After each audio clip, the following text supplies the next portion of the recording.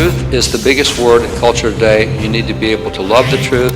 You have to find the truth, which is hard work. You have to defend the truth, which is uncomfortable. And then you have to spread the truth, which is going to be news to a lot of people when they find out what truth is.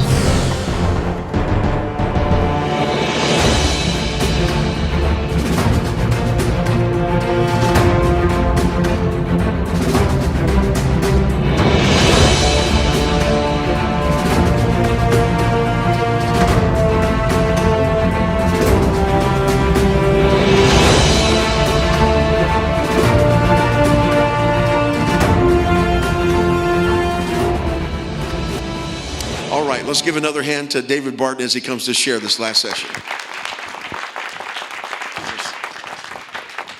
Okay, guys, I want to take off into a single word, and I think it is the fight of our generation, and the word is truth. When you look at truth, it's under fire in a way that has never been historically. We've never had the difficulties we have now with truth, although there's always been cultural conflicts, and even though the heart of man doesn't change over time, and the Bible tells us there's nothing new under the sun, there's some added technology now that creates some differences from previous generations. So I would say safely that life support is where truth is right now. It is barely existing. And again, going back to polling, if I show you where we are with polling, right now in the nation, 3 in 5 Americans believe there's no absolute moral truth. Now, this is a problem because you can't govern a nation if you can't get at least 51% of people to agree on what's there. At this point, we have 60% who can agree on no moral truth. There's nothing morally that's right or wrong except by their own definition. And that's what leads to anarchy. This is where we are 3 times described in the Bible. Every man did that which is right in his own eyes. And you just can't survive. So nation has never been in trouble like this. We've always had a moral compass that told us basic rights and wrongs. But as you look even at the next generation, the same difficulty. It's 4 and 5 in the next generation. So this is the next generation of everything. Next generation political leaders, of spiritual leaders, of educational leaders, whatever. And we're at a point where the 80% of the millennial generation, millennial Gen Z, believe there's no absolute moral rights or wrongs. Among Christians, it is 1 in 2 Christians. So even 50% of Christians don't think there's moral rights and wrongs, which is really weird. I guess the 10 commandments for them really means the 10 suggestions. There's nothing absolute. And so, but then again, when we are such a biblically illiterate people and we have such a biblical worldview, that's not far-fetched to believe that. So this is the condition of where we are right now. It's not a good condition to be in. And this is where truth and fact has been replaced with personal opinion. Well, that's your truth. No, that's absolute facts. Well, that's just the way you see it. No, that's the way it actually is. So personal opinion now is what vetoes truth that people disagree with or truth that's uncomfortable for them. And so what we have is the love of the truth is something that we don't have that we need. I'm going to take you to a passage in 2 Thessalonians. 2 Thessalonians, in verses 1 through 12, it talks about as its conflict between truth and the man of lawlessness. So the man of truth and the man of lawlessness, they got this conflict going back and forth. But at the end, I like the way it summarizes it because it gives you a very clear sequence of what happens with truth and if you reject truth. In verse 10, it says, they did not receive the love of the truth. So first 10 verses has been presented, and there's this fight going back and forth. And at the end, they say, no, we don't believe that. So it says they did not receive the love of the truth. Verse 11 says, for this reason, God will send them a strong delusion that they should believe the lie and be damned. So what happened? Verse 12 says that they might be damned. That's King James language for judged or condemned. But notice the sequence that happens here. What you've got is you start with, I don't love or I reject the truth. It's not my truth, it's yours. I disagree with that. That's uncomfortable, whatever. So if you don't love or reject the truth, notice the next thing that happens. The next thing that happens is a delusion enters. When the delusion, you're just asking for it spiritually. This is a spiritual law of God. If you reject the truth, a delusion will enter.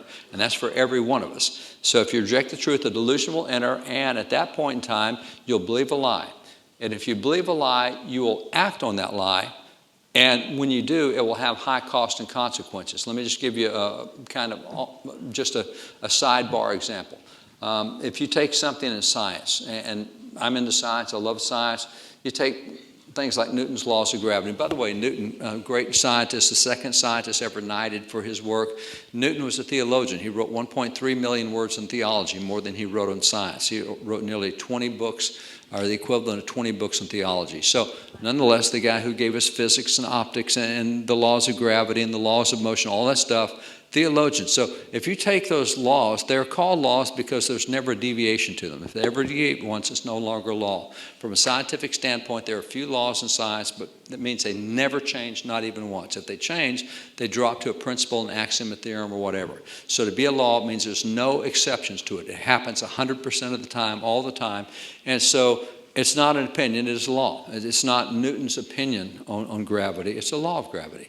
And you may disagree with it, but it's a law. So your opinion has no impact on a law.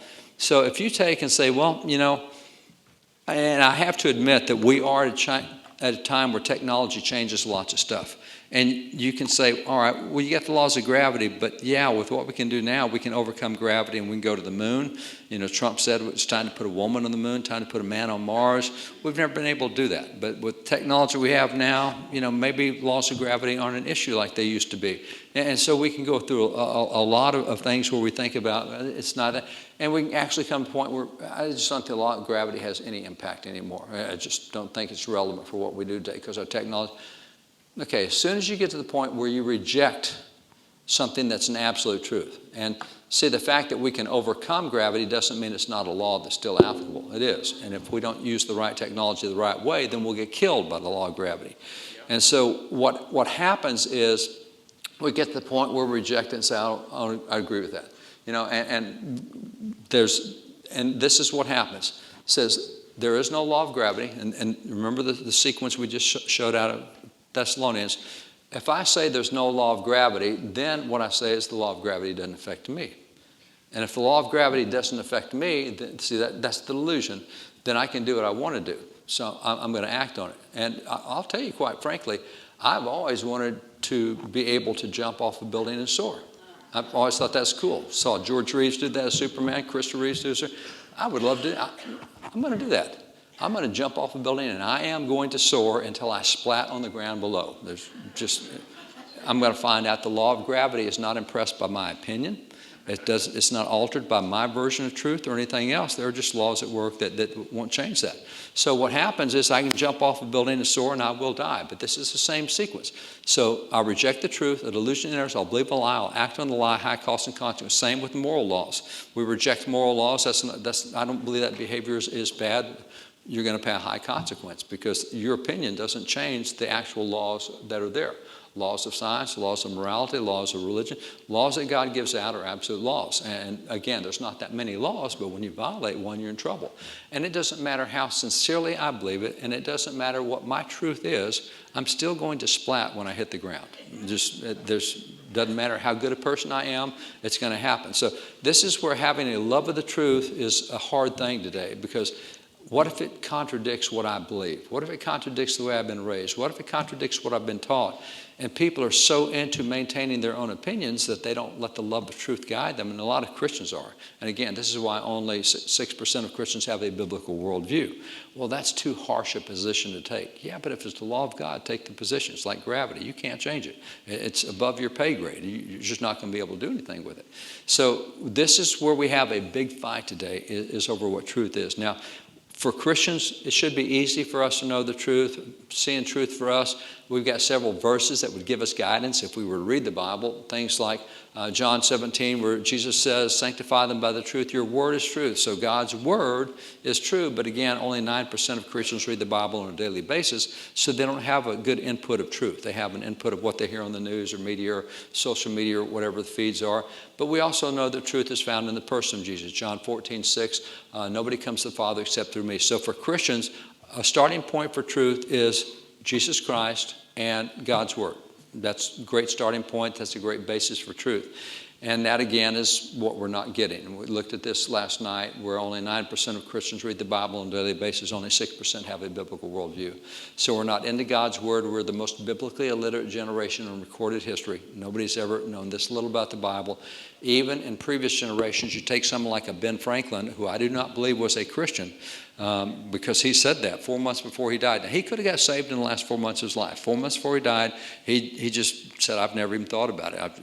And he could quote the Bible more than most people I know today can quote the Bible. As a matter of fact, he has a piece where he says, whenever I go to England or Europe, if I'm on the continent, when I quote a Bible verse, I have to tell them that it's a Bible verse because they don't know enough about the Bible to know it's a Bible verse. He said, but when I'm in America, I never have to tell people when I quote the Bible because everybody recognizes it. Well, see, they don't today. If I were to show you the speech that he gave at the Constitutional Convention, in 14 sentences, he quotes 14 Bible verses. I show those 14 sentences to pastors' conferences all the time, and I ask pastors how many verses he quote, and I've never had a pastor find more than 5 verses that he quoted. And then I can show you the 14 that he quoted. Even as pastors, we don't recognize the Bible the way that he, a non-Christian, recognized the Bible.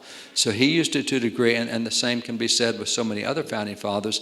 They had a biblical worldview, even though they did not necessarily have a Christian relationship with Jesus. They'd spent so much time in God's Word. They believed the laws of God and the laws of God in science, the laws of God in so many other areas. That was just the way they thought. So there was a biblical worldview, even if a personal relationship with Christ was sometimes lacking. So this is where that right now, because we have such a low biblical worldview, this is where the supremacy of personal opinion comes in. And you see this work out in the news in a lot of ways. I want to take you to something that's happened for the last 18 months. Remember about 18 months ago, we were tearing down statues like crazy. We're still tearing them down, but we just don't cover it anymore because that's old news. We're tired of reporting that. Statues still come down across the nation for various reasons. One of the first statues to come down was a statue of Christopher Columbus. It was one of the very first to be torn down.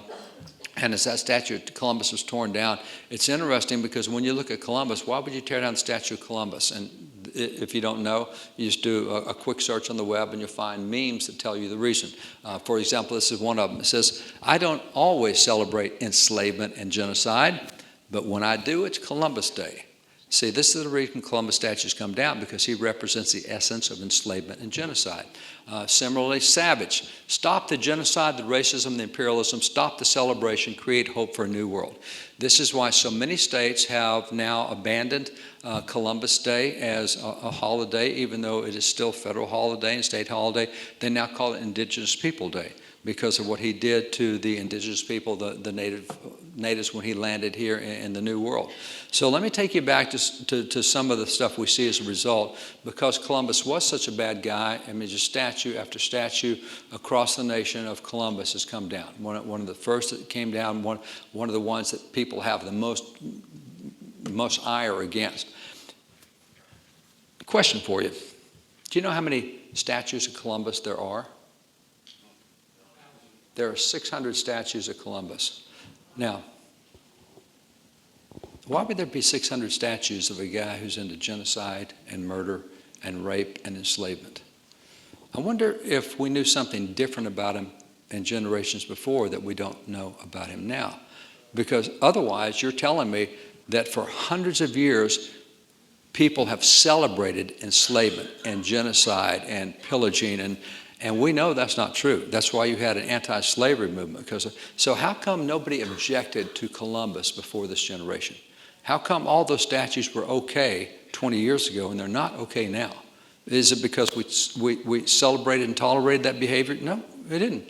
There might be more to the story, but we haven't gone after truth. See, right now, in the 1920s, when progressives took over education, they changed the philosophy of education. Now, I can show you 5 things they did to change education, but the most significant is they changed education from teaching people how to think to teaching them how to learn.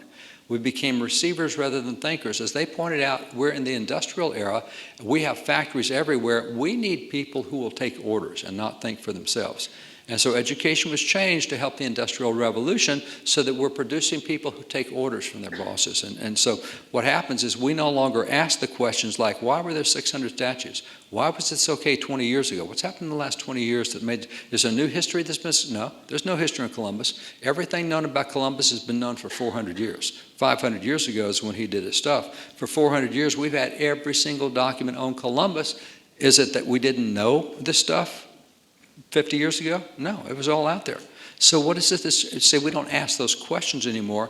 And so we buy into a lot of stuff that we don't even realize we buy into. I'm going to show you some in a minute that even as conservative people, as Christian people, as constitutional people, we buy some things that we didn't ask questions, where'd that come from? Why is it that way?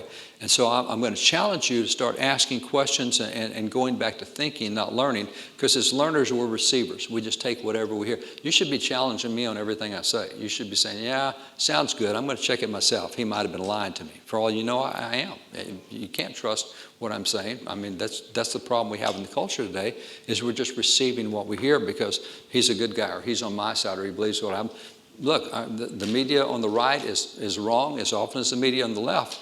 They've just got different convictions from which they operate. And so I'm going to show you some of that as we go through. So the question should be, all right, what's the real story of Columbus? And if you look at the history of Columbus, and more importantly, what's the truth about Columbus, let me take you back to starting with Columbus. So if we're going to say, what's the truth about Columbus, the first thing I ask, and we do a lot of colleges and universities, and of course, colleges and universities have been taught to hate Columbus. I mean, he is really the biggest villain in world history, and definitely the biggest villain in America's history, which is why the statues come down.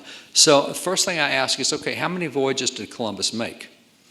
And the answer is, well, it doesn't matter because he's a racist on all of them. No. If you don't even know how many voyages he made, you don't even know the basic facts from which to start an analysis of what's true and what's not true. If you don't know how many voyages, because you see, every single voyage, something dramatically different happened on each voyage. And they're all part of the story, but they're really different. So if he was a racist, was he a racist on all 4 voyages?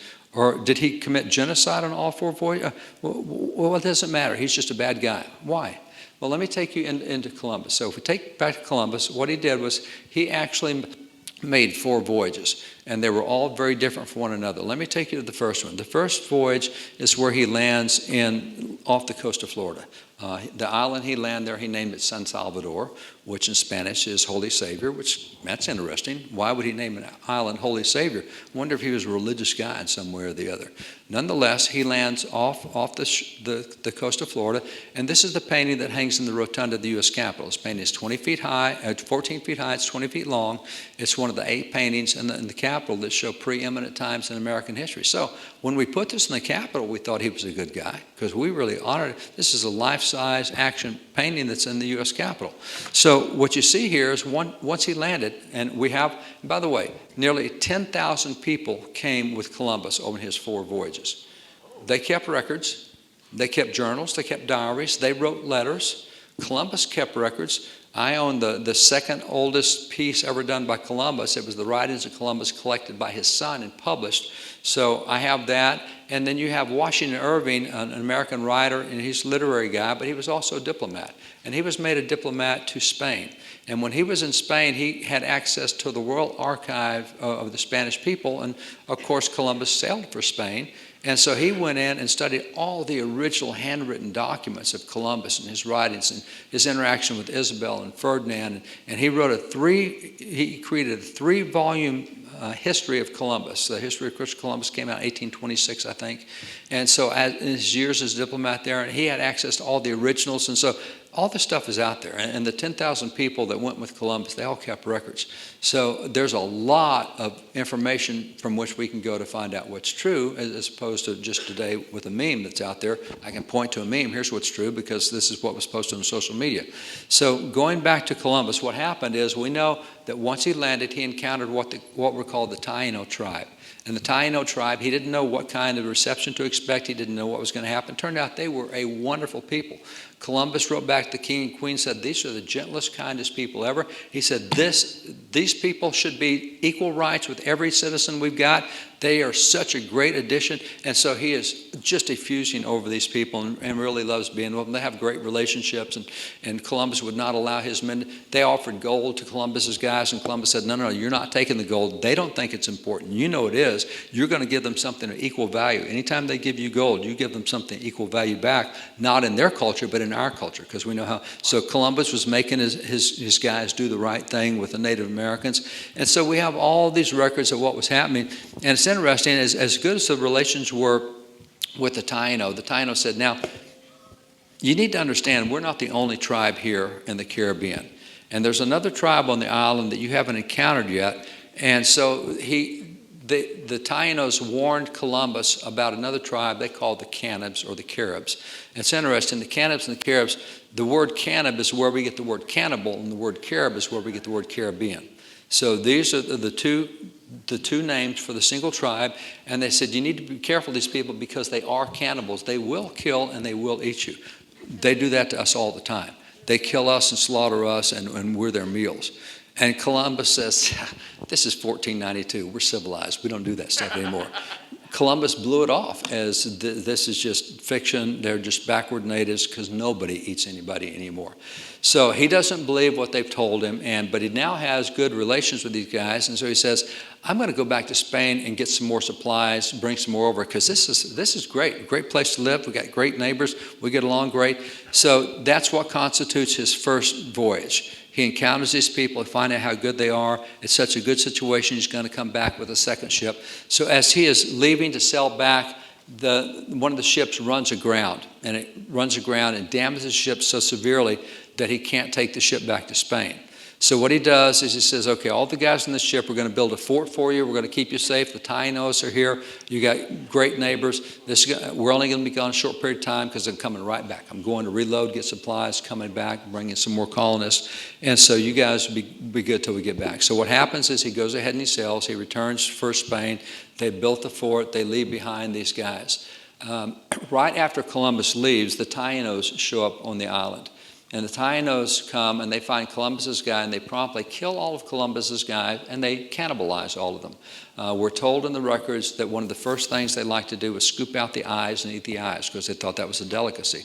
So as they are cannibalizing Columbus's men, that's when the Taínos show up and see what they're doing and they chase them off. But all Columbus's men are dead, but they keep them from all being totally cannibalized. Shortly after that, Columbus gets back. And when he goes to the fort, he sees his men are dead. And he sees bodies lying around. He sees eyeballs scooped out. And he gets really mad at the Taínos and said, what did you do? He said, we told you.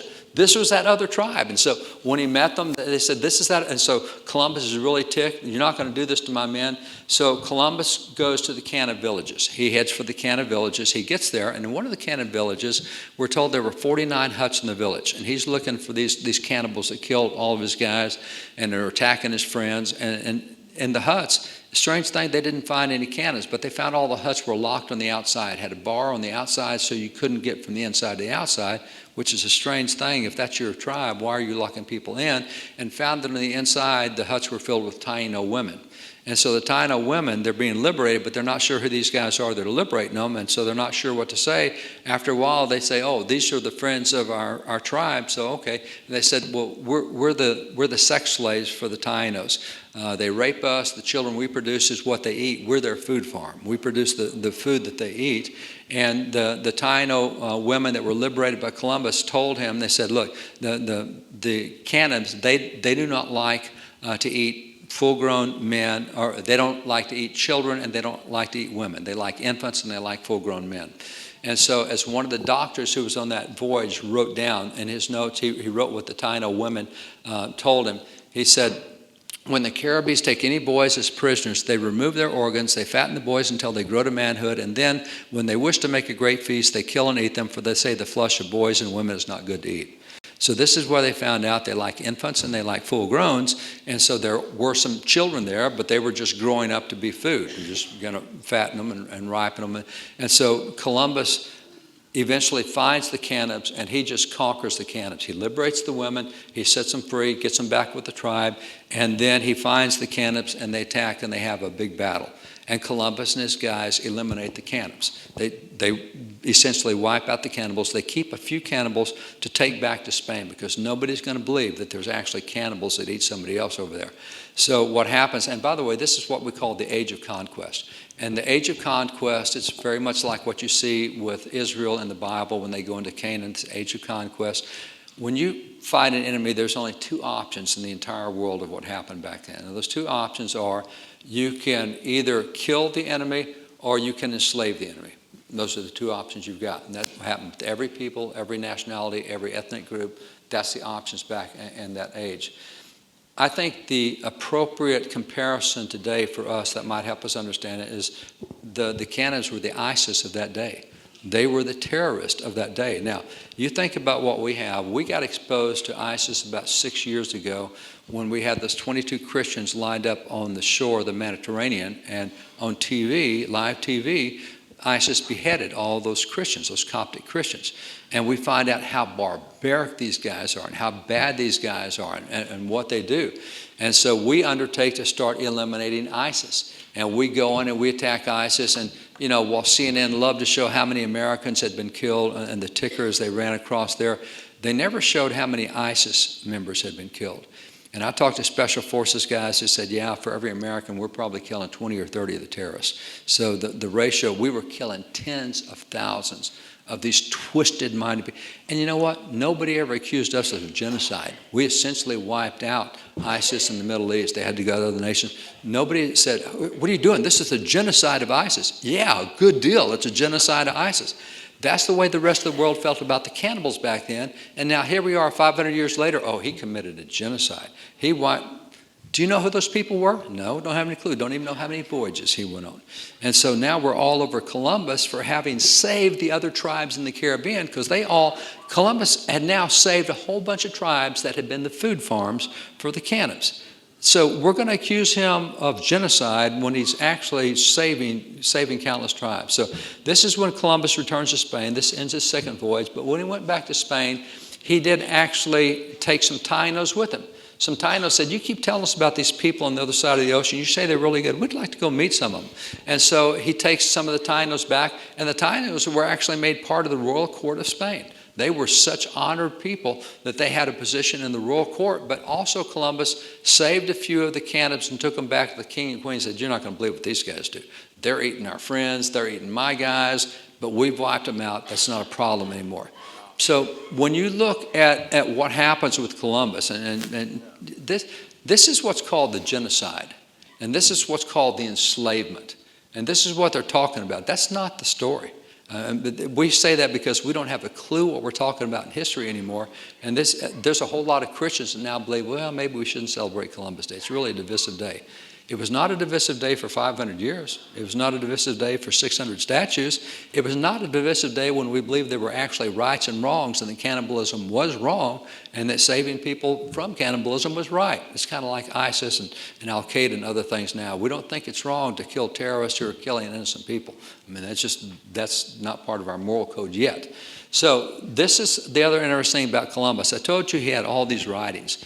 Columbus kept a journal of all of his voyages. He also had what he called his book of prophecies, which he wrote between the third and the fourth voyage. And the third and the fourth voyage, Columbus, if you can't see, maybe you can see on the big screen, but this is all in Latin, but Ezekiel is the word here. This is Ezekiel, and then that's chapter 3, Ezekiel chapter 7, Ezekiel chapter 28, Ezekiel chapter 32, Ezekiel chapter 34, Ezekiel chapter 35. What he did was he went through all the Bible, and he said the Holy Spirit caused verses to jump off the page at him and say, this is you. This is your ministry. And he said, my name is Columbus. Columbus means Christ's bearer. Christ has chosen me to carry his name to other people. And it's interesting that Columbus, he specifically looked at passages in Isaiah that says the light is to go to the isles of the sea. He said, God is telling me there are people in other islands that have never heard the gospel that need to hear the gospel. That's why he wants me to go discover those islands, because there's people who need to hear the gospel. And he brought the gospel to Taino people and other people. But this is his own writings on the motivation for what he did. Now, it's all about gold. Show me. Here's the writings. And then he kept his own guys from taking gold from the Indians unless they gave something of equal value in return. See, we don't even know enough about our own history anymore to judge what's true and what's not true. And even as conservative Christian constitutional people, we're affected by what everybody else's rumor is because we don't know what the truth is anymore. So the lack of truth has created something we've never seen before. I'll close Columbus with this. He says, I've seen and put in study to look into all the scriptures. Our Lord opened my understanding. I could sense his hand upon me. All those who heard about my enterprise rejected it with laughter, scoffing at me. But who doubts that this illumination was from the Holy Spirit? I attest that he, the Spirit, with marvelous rays of light, consoled me through the holy and sacred scriptures. No one should be afraid to take on any enterprise in the name of our Savior if it is right and if the purpose is purely for his holy service. Hadn't seen that in a textbook in a long time. Back when we had that in textbooks is when Columbus was still a hero. Now that we've taken it all out, it's really easy to make him a villain. And he was not perfect. Oh my gosh, he was not perfect. He lived in the 1400s. But he was a better example of what people were back then than a whole lot of other people. I mean, living where everybody's human, and people are going to look at us 50 years from now and talk about how barbaric we are. Well, we're living with the best light we've got at this point in time, and we're trying to do the best we can. Every generation's like that. So you look at Columbus, the real story is very different from what we get, and this is a verse you ought to memorize. Proverbs 18:17. Proverbs 18:17 says, one side sounds good until you hear the other. And I don't care what side your side is. If you hear something, you ought to say, wait a minute, what's the rest of the story? And we just ought to ask that every single time, whether we're conservatives or liberals, whether we're progressives or whether we're traditionalists, we ought to be asking, is there more to the story than what I know? Because this is the basis of finding truth. You have to look and be willing to investigate. So love of truth is a big deal that's out there. Now, returning the statues, I pointed out Columbus was one of the first ones to come down. If you recall the narrative that we've had for about 17, 18 months now, the statues come down because they represent racism. And particularly, that's why the statues are being torn down, because we're tired of racist folks being venerated and honored, and so we have to get rid of racism. And that's why it's Confederate statues that are coming down. And it's interesting. I was even looking recently. I keep up with all the statues that have come down, but I look at other lists online to see what statues are listed that have come down. And they're loaded with Confederate statues that come down. This is a racism. The South, the racism of the South is why we had the Civil War, and we're taking the statues down that are honoring racists. Okay, let me show you the statues that didn't make their list that are coming down. For example, if you look at what this statue, this is David Farragut in Washington, D.C. He was torn down. Now, David Farragut was from the South, but he came to the North because he was against slavery and racism, and he fought for the North. He is the leader of the naval forces for the Union. So if you're after a racist, why did you go to the Union? Because you're telling me it's Confederate statues you're taking down. You took down the naval leader of the Union who came to fight in the Union because he was anti-slavery, and you're taking his statue down. And by the way, you're taking Ulysses S. Grant down. He's the military leader who defeated the Confederacy. If you're saying the Confederacy is the problem, then why did you take down the guy who defeated the Confederacy? And on top of that, why did you do this to the Mass 54th? This is the first black regiment in the Civil War. This is where equality came. Frederick Douglass recruited this regiment and the Mass 55th, and his son served in this regiment, and you're going to deface that because it's racist? I don't think so. That's what the Mass 54th was all about. It was based actually on the law that was passed in Congress after they won their battle. The Congress said, hey, we need to be paying black soldiers and white soldiers exactly equal. I have the federal law where they did that as a result of what the Mass 54th did. These guys brought equality and law in a way that we had not seen in a century. And then why in the world would you tear down the statue of Abraham Lincoln, the great emancipator? 3 of his statues have come down. Where they can find statues of Lincoln, they come down. And why would you tear down the statue of Frederick Douglass? I thought it was all about these Confederates that are racist. Well, it appears that we don't like civil rights leaders or abolitionists either, because they're coming down. And then Jesus, how did Jesus get into this? Well, as you see the article, activists say statues of Jesus Christ are a gross form of white supremacy. Now, this may come as a shock to you, but I'll point out Jesus Christ was not a white guy. Just in case you didn't know, that's not who Jesus was. They think it is, and so that's why you see statues of Jesus coming down all over the nation. They like beheading the statues of Jesus. I have so many examples. This recently happened in Texas, broke into a church, beheaded the statue of Jesus, and up in Connecticut even, there was a week where they just went through churches, just wiping them out. 11 churches over that week, defacing churches. In Washington, D.C., they burned St. John's Church, the Church of the Presidents. It was built after George Washington was there, and every president of the United States has gone to Church of St. John's except George Washington. They burned that down. Once they got the fire put out, Black Lives Matter came back the next week and set it on fire again because we have to destroy that church. Nothing racist about it. It's just a church, but Jesus was a racist, of course, and so that's why we have to destroy that. You also have 10 Commandments come down because anything Christian is racist. Christians are all a bunch of racists anyway, so that has to come down. We're even burning Bibles in Portland. And wait a minute, the Bible is the basis of the abolition movement. This is the basis of the equality movement. This is the basis of all the good stuff that went right. It was the people who ignored the Bible that did stuff that went wrong, but we're tearing that. So apparently we don't like Christians, and that's why you see this. This is in Denver. This is the Armenian Genocide Memorial, and they defaced that because there's all a bunch of racists. Armenian Genocide, one of the famous pictures from the Armenian, this happened at the end of World War I, where the Muslims were killing Christians. Almost 1 million Christians were just murdered by the Muslims at the end of World War I, the fall of the Ottoman Empire. And so this is one of the famous pictures from that day. These are the genocide, all the million Christians laid out. Famous picture of girls being crucified. You're Christians, well, why don't you just follow what your Savior did? We'll just crucify you. So this is part of, and so the memorial to honor those who were slaughtered, you're going to deface that memorial too? Yeah, so apparently we don't like Christ and Christianity. So wherever we can find that. Now, this is not what makes the list, but I'm showing you the pictures of it because it actually happens. In the same way, why in the world would you attack the World War I memorial in Pittsburgh? Or why would you go after the World War I memorial in Kansas City? Or why would you go after the World War I memorial in Indiana? And why go after the World War II memorial in Washington, D.C., or the World War II memorial in Indiana, or the World War II memorial in Merced? This is a list of all the guys from Merced who died in World War II, but we got to deface that. And why would you go after the World War II memorial in Charlotte? Apparently, we don't like the military either. That's part of the racist problem we have in America. And then why would you take the statue of Founding Father Caesar Rodney down? Caesar Rodney, signer of the Declaration, on the Delaware Quarter. He's the guy riding the horse on the back of the quarter. He's the guy that was key in voting for independence, and he's an anti-slavery founding father. He's one of the guys who was big time in equality and ending slavery, but we got to take his statue down, and we have to take down the statue of Ben Franklin because he's a founding father. Wait a minute, he started the first anti-slavery society in America. He was the national president of the Anti-Slavery Society. Yeah, but he's a racist. We take him down, and he's a founding father, and same with Philip Schuyler, big guy who won the first battle of the American Revolution, Battle of Saratoga.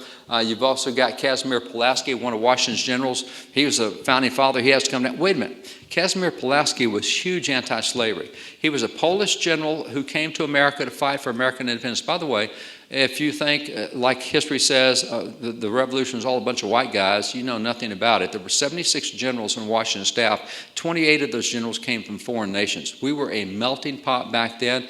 I showed you one black famous hero in the religious community. I actually showed you 5 last session. I take you through, do you know that the black soldiers in the American Revolution is a total volunteer army? In the American Revolution, volunteer. On average, black soldiers volunteered 9 times longer than white soldiers did. Every unit in the American Revolution was made up of black soldiers and white soldiers. They were fully integrated. There was no segregation in the units. And the number of black heroes, you see, to have a painting from back in that day means you're a pretty significant person. I can show you so many paintings of black heroes back then that nobody today would recognize. Again, we've changed the way we educate because the narrative is we're racist and we're a bunch of white guys that are oppressing all the... Yes, oppression did occur. That's why the Civil War happened. But it was to stop what was happening in a portion of the nation, not the whole nation. The rest of the... It was about 28% of the nation population was in the South, but that's where the slavery was. 72% said that's wrong, let's end that. So, I mean, we don't even portray the picture the way it actually happened. Yes, there was bad stuff that happened, but that's because humans were involved. So you have Casimir Pulaski and even this guy, Thaddeus Cusco. He was a Lithuanian who came to America to fight. He was another one of Washington's generals. Again, we were a melting pot back then. This guy was a wealthy landowner, wealthy noble in Lithuania, and he came to America and gave all of his money to fight slavery in America and to make sure that all black Americans were free. Now, they had been enslaved under the British thing. That's why once we separated from Great Britain is when our states began passing laws abolishing slavery, as Massachusetts did, as Rhode Island did, as Connecticut. Every northern state had abolished slavery by 1804. They were not allowed to do that under the British Empire. Once we separated, we could, and we did.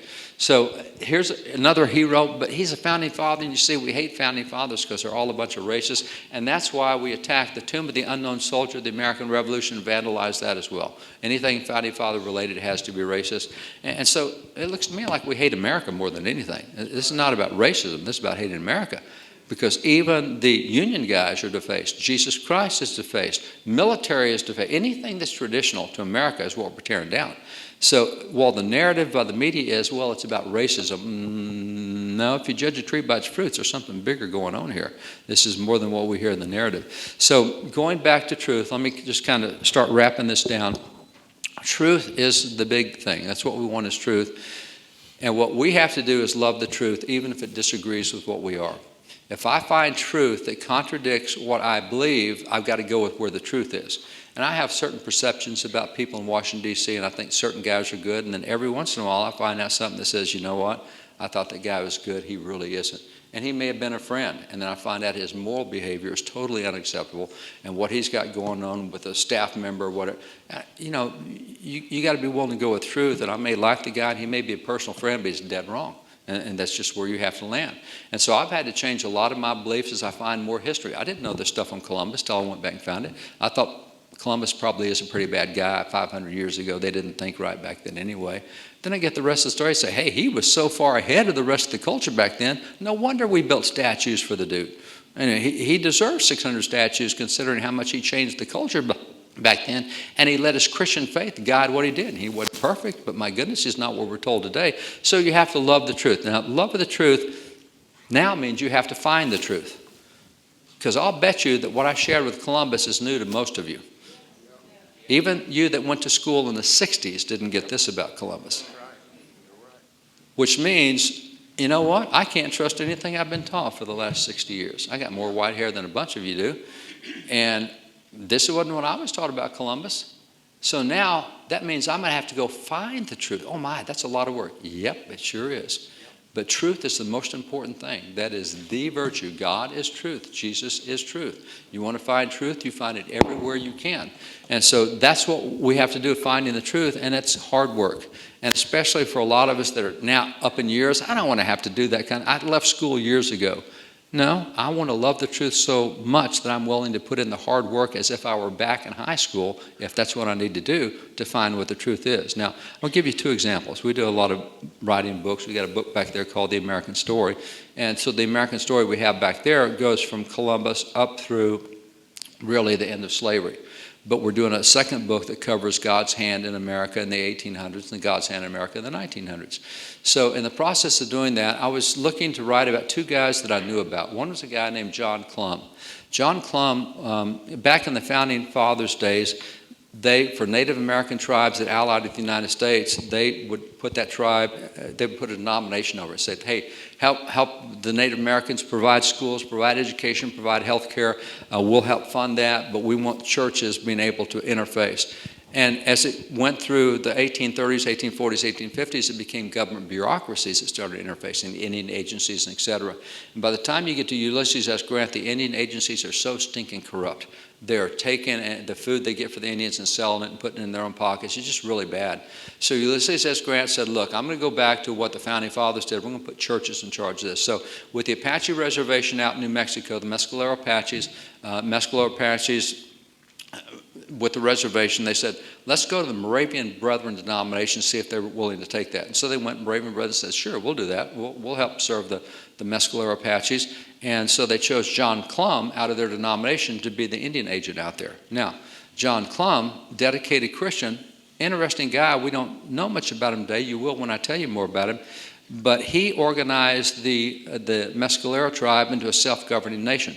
They elected their own officials, had their own leaders. They created their own police force. He's the only guy in American history ever to capture Geronimo, and he did it with the Mescalero police force.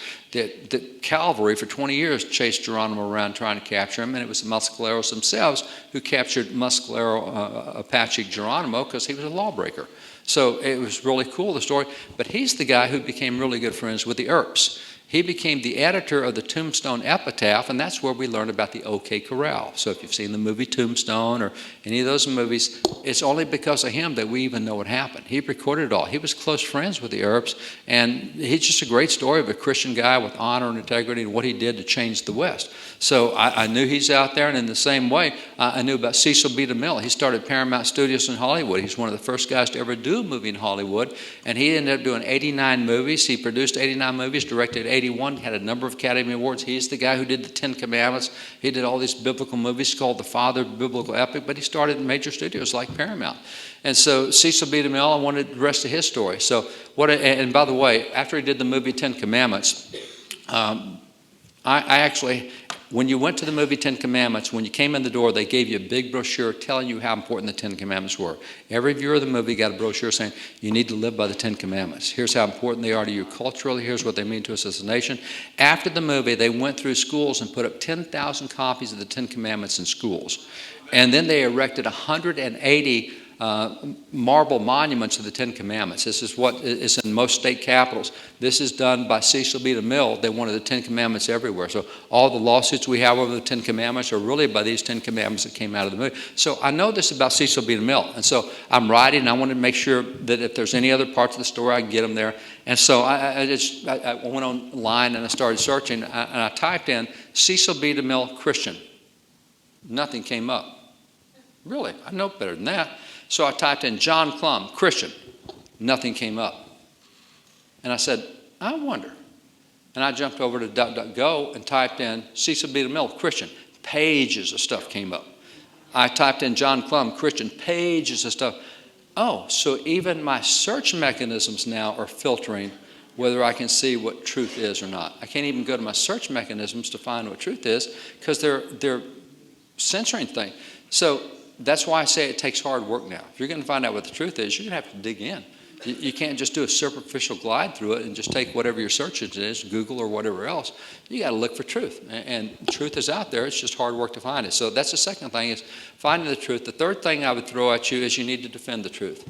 This is where we're having the most trouble right now. It's courage that's required to defend the truth. We know specifically with polling right now that 77% of the nation, our side, says they self-censor because if they tell the truth, they get attacked, and they don't want to be attacked. Nobody wants to be attacked. But you can't self-censor and not tell the truth, because if you don't tell the truth, the other side will never hear the truth, and that condemns them to places they don't want to be. And if you have any love for them, you're going to have to be uncomfortable and tell people the truth.